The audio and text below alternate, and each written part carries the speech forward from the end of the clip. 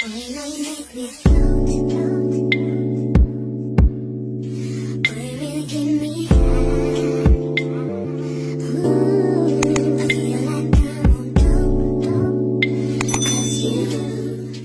roomies, welcome back to Red Room. This is your host, Red. My co-host, Reggio, is not here with us tonight. Why? Because tonight is ladies' night. And when it's ladies' night, there are no men allowed. But no, this podcast episode is not just for the ladies. This is definitely for men to watch also and get a perspective on things. And I want to also start by saying, once again, this is just my insight and how I view things or how I feel. And by all means, I'm not speaking for all women out there, but you know, I'm pretty sure it's a lot of women that feel the way that I feel. So yeah. So welcome to Red Room Podcast. And tonight's episode is, what do women really want from men? I'm going to start by saying this. I feel like in today's world, communication is not something that we focus on enough. So let's start there. Communication is a really big part of any relationship, especially when it comes to you trying to actually build a foundation with somebody or being able to continue to grow once that foundation is built. How can you continue to grow and adapt and change if you can't communicate? And at our big grown ages, we should be able to communicate. And when I say communicate, I'm not saying that we should be yelling at one another, screaming, shouting. Like, we should be way past this point now that we are doing things like that. So, yeah, if you can't talk to me soft, talk to me sweet, talk to me kind, even in the midst of a disagreement, yeah. So tonight we're just gonna discuss what I believe women want from men, what we want and what we need. I think when I turned 30,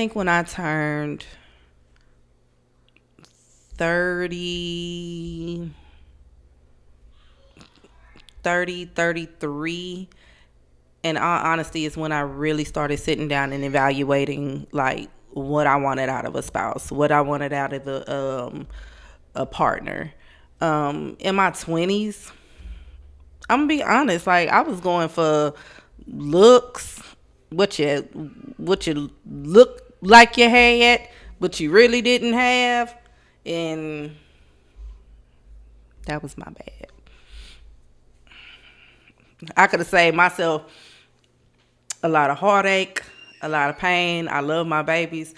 I could have saved myself a little bit of shape if I had never maneuvered in that sense. So yeah, 30, 33 was around the age I started sitting back and really deciding like what I wanted for myself and what I wanted for my kids. Because one thing that people don't put into perspective today is you actually have to consider your kids whenever you're making decisions about the person that you want to spend the rest of your life with, or the person that you are going to bring into not only your life, but their life as well. So yeah.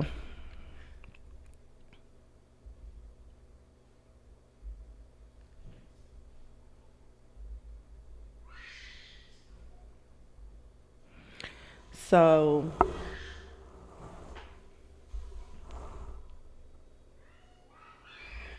yeah, in my 20s, I was not thinking like that. If I could tell any of my younger women today, definitely around 25, start thinking about what you really want in your spouse. Start thinking about what kind of father you want your kids to have, and also please stop ignoring the red flags. And what I mean by that is you get a lot of red flags and you sweep him under the rug because he looks so good, or you invested so much time, or you just can't see yourself not being with this person, or you don't want the next bitch to have him. Yeah, stop ignoring red flags. At 25, start sitting down thinking about what you want for a husband, what you want for a kingdom spouse, what you want for your kids. So, for me, I think it's obvious that the typical thing you hear women say whenever people be like, oh, well, what do you want in a spouse? What do you want in a man? Or, whoever you're dealing with. The first thing you always hear is, I want a God-fearing man. We're not even going to touch on that because I think that goes without saying. I want a God-fearing man. I want somebody who goes to God before he even comes to me. I need somebody who, before they even decided to pursue me, they went to God and asked God if I was something worth pursuing. Let's not waste each other's time, because I know when it comes to anybody that I call myself dealing with in the future, I'm definitely going to place them at God's feet and God's mercy. And I'm going to ask the question, God, is this person for me? Is this what I'm supposed to be doing? Is this who I'm supposed to be with? Like, please, if it's not, don't even allow me to waste my time on something that it's not. You know what I mean? So yeah, we not even gonna touch on that as I go, but number one, God fearing man. Okay. Number two, it is so important for me to feel so safe with you. If I even consider us having a friendship or even trying to build a friendship with you, I need to know that I'm safe with you. I need to feel it in my bones. I need to feel it in my being. I need to feel it in my soul. I need to know that I am safe with you. Like, it's part of a woman being able to let down her guard, let down her wall. It's part of me being able to trust you. How can I trust you when I don't feel safe with you? Like, that doesn't even make sense. But my thing is in order to trust you, I have to feel safe with you. In order to be soft with you, I need to feel safe with you. In order to be vulnerable with you, I need to know that I'm safe with you. How can I be vulnerable with you? Put all of my flaws and mistakes and just all the ugly, the good. But how can I show you all of me genuinely and I don't feel safe with you? And that goes for intimately too. How can I be with you and I intimately don't feel safe with you? Like, I need to know that you're not only going to protect my mind, I need to know that you're going to protect my body as well. I need to know that my life matters to you, because when you go out and you're pursued by the opposite sex and it's not me, I need to know that you are willing to make that decision of her life matters. Because in today's society, there's so many diseases that are on the high rise, especially in certain cities and states, that I need to know that my life matters to you. But safety is my number two. I need to know that I'm safe with you. Mentally, emotionally, spiritually, intimately.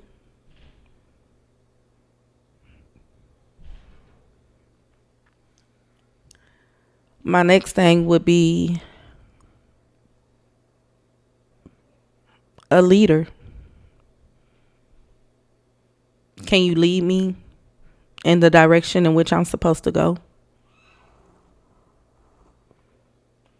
Can you show not only me, but my kids the way? If you want me to be submissive to you, that means that I have to be willing to follow you. Are you a leader or are you a follower? I think that's a big question that a lot of people don't ask. If you decide to deal with somebody and you start noticing that they have follower characteristics, immediately no. My next thing is a provider. I need a spouse that's willing to provide. Um, I believe that in today's world, in today's society, that what a man is willing to do for a woman should be willing to do for a man. So when I say a provider, I'm not saying, oh, you got to put the weight of the world on your shoulders, that you got to do it on your own. You got to pay these bills on your own. You got to figure it out on your own. No, I'm not saying that. That's not even close to where I would be or where I would want to be. We're a team. But I also need to know that if push comes to shove and you're the leader and you're the head of the household, I need to know that you're capable of being a provider, and you are a provider.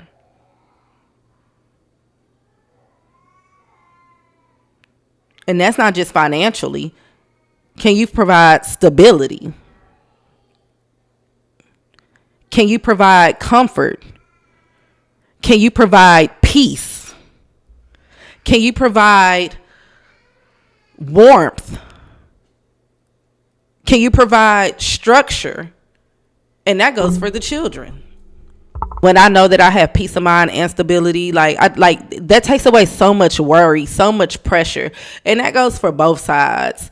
My next thing on my list was a best friend.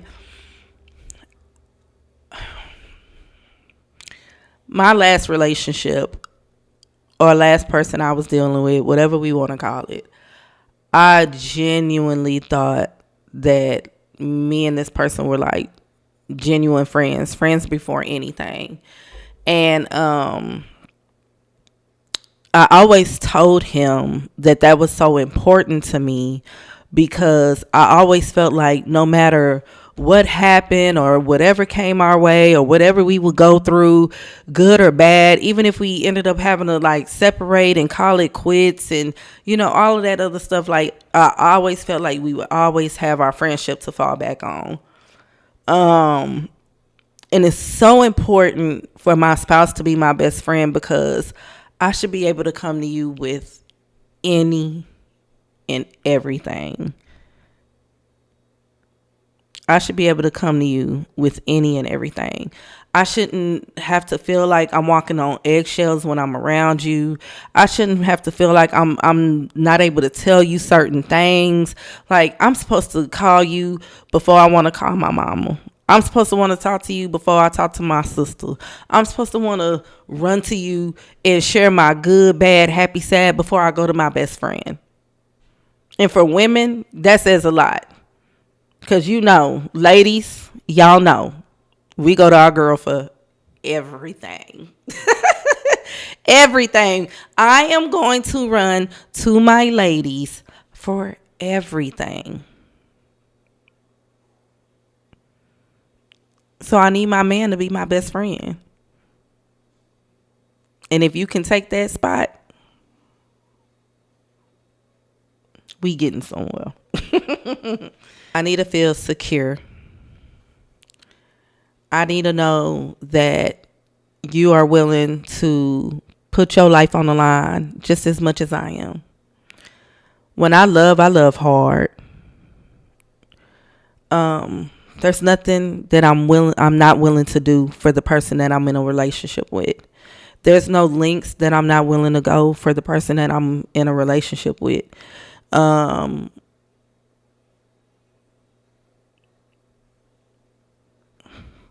I need to feel secure. I need to know that it goes both ways.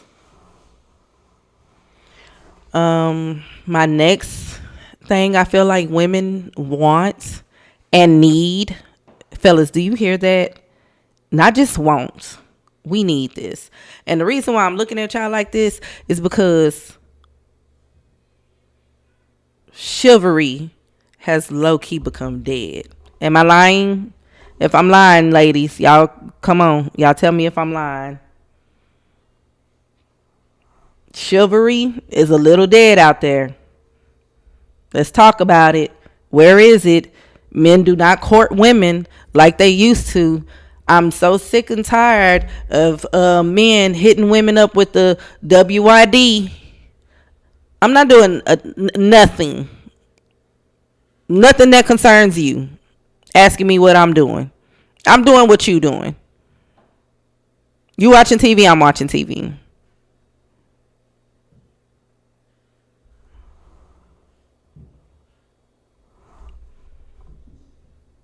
You getting in the shower, I'm getting like there's no, hey, you free Friday? Yeah, I'm free. I need you ready by 8. I'm gonna send you money for an Uber, so that way you feel safe and secure to be able to order the Uber on your own account. I need you to wear this kind of attire because we're going to this kind of place. After we finish this, we're going here. So you might want to bring XYZ because we might need to switch it up a little bit. Where is the intent? Where's the intent? Where's the effort? I'll wait.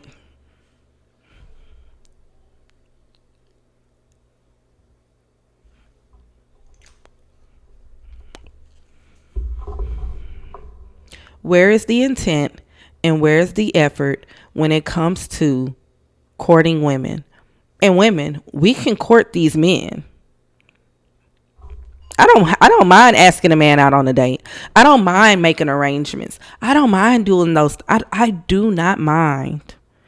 But when it comes to me, I want the same energy. I demand the same energy. So that goes to my next one. My next one is romance. What do women want from men? Romance. You can make a picnic in our living room. It's the effort that counts.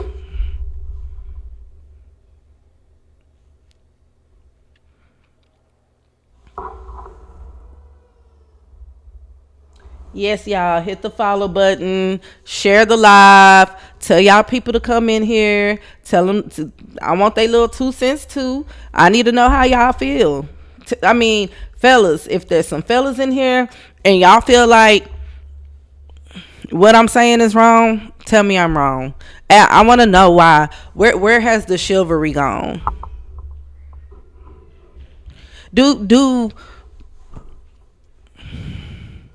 Do we not respect ourselves anymore? Fellas, ladies, I'm talking about y'all. Do we not respect ourselves anymore? Like, y'all be wanting to be with 3, 4, 5 people. That don't scare y'all. That's not nasty to y'all.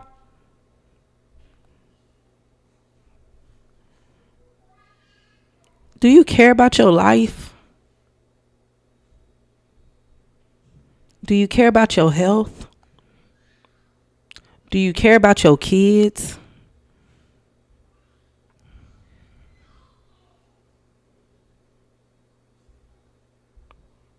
Like, it's so scary out here. The dating pool, the dating world is so scary, y'all. I am terrified. I don't know about y'all, but I am terrified to even want to put my pinky toe in the water.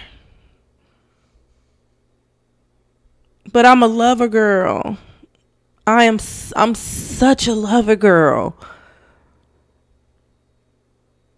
I want to cater to my man. I want to, hey, whatever it is, whoever it is, I want to give them the sun, the moon, the stars, the sky. If I could go up there and go to Jesus' kingdom and get a little bit of that golden pavement and that yellow brick road from up there too, baby, I would. For my person.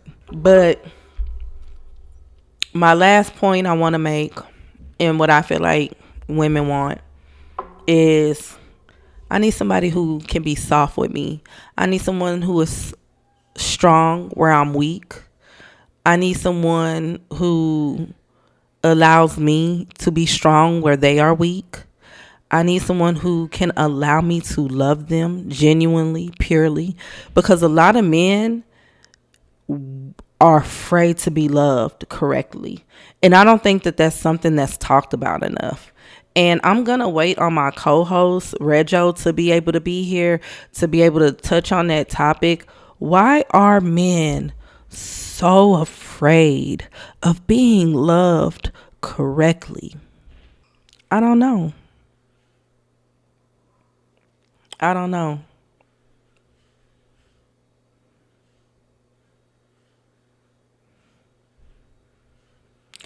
I believe that your needs and wants can change.